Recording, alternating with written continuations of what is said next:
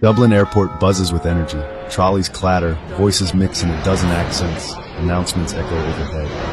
I step into the terminal, suitcase in hand, eyes scanning my new world. Hope flickers across my face, laced with nerves.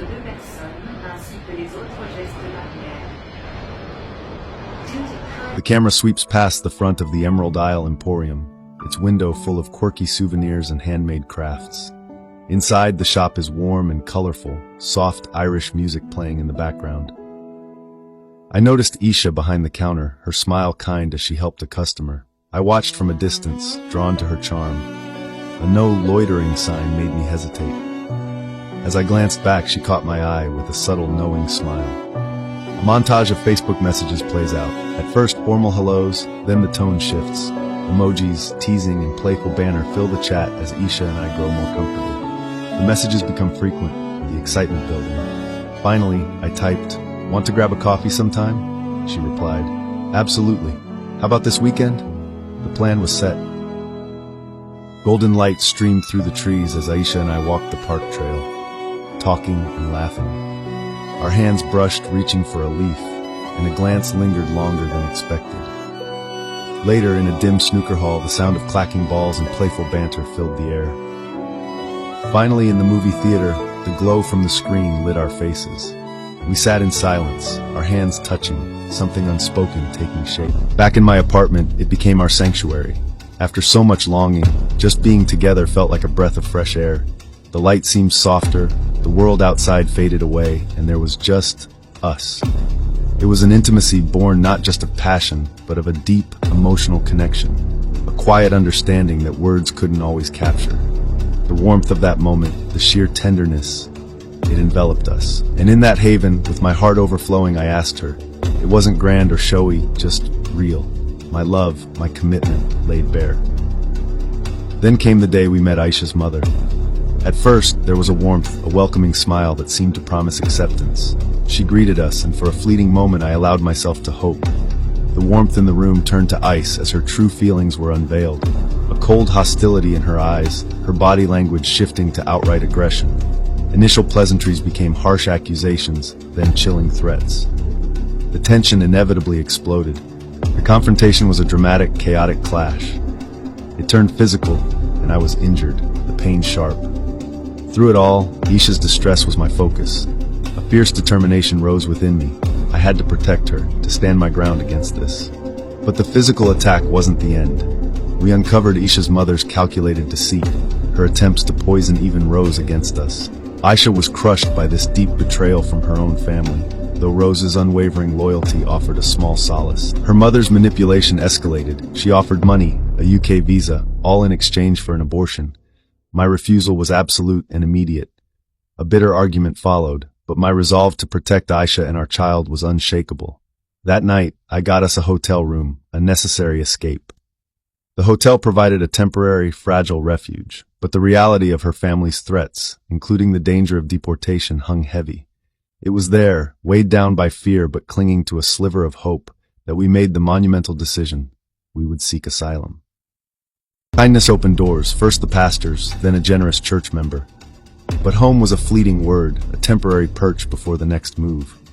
It wasn't just the chill that seeped into our bones, biting through thin blankets. It was the constant reminder of our uncertainty, a heavy, invisible blanket smothering any sense of peace. Every creak of the floorboards, every draft echoed the instability of our lives. Then came the shadow, the threat of deportation.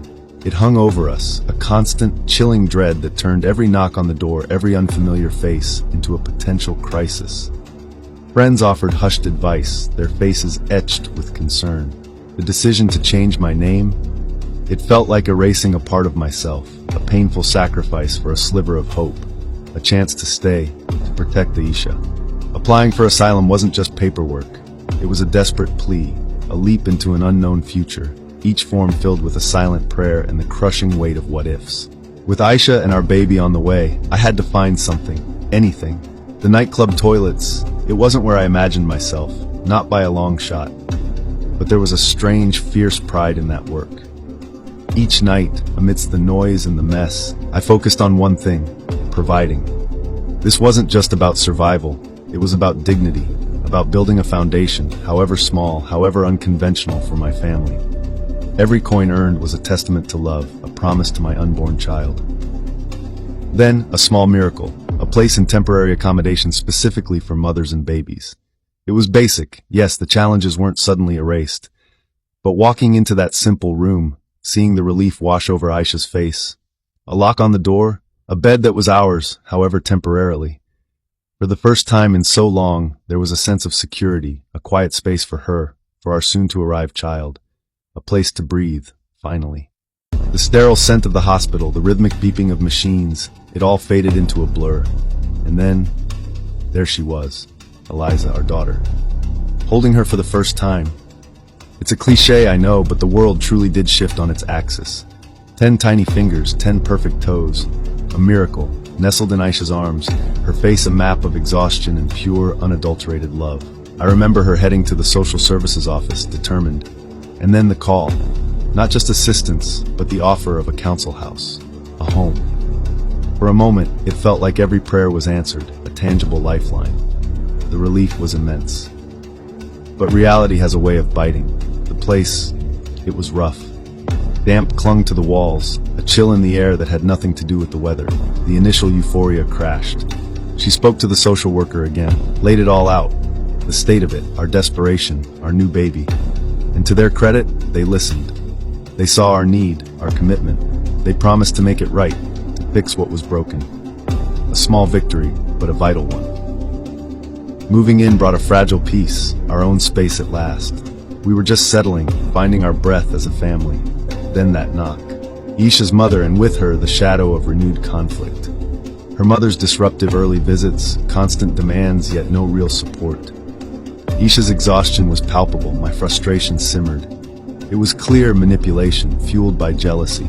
It all began to unravel, not with a single event, but a creeping darkness. I remember Aisha's mother, her face a mask of disapproval, confronting Pastor Gio. He spoke of peace, of understanding, but her words were daggers, aimed at the heart of our happiness. He saw the storm she was brewing, warned of the conflict her actions would ignite. Then came the dream. So vivid, so chilling. I saw her mother, a charm, a deliberate shadowy influence seeping into our lives. And almost overnight, Aisha changed. The woman I loved became a stranger.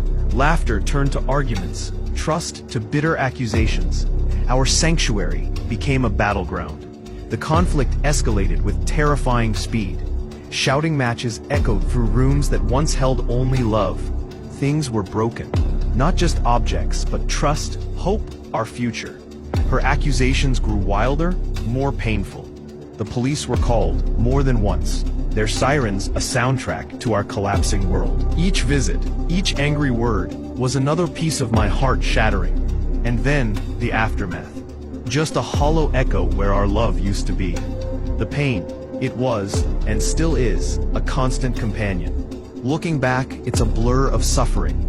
The stark realization that our beautiful relationship had been systematically dismantled, sabotaged. All that remained was the devastating heartbreak of losing everything we had built together.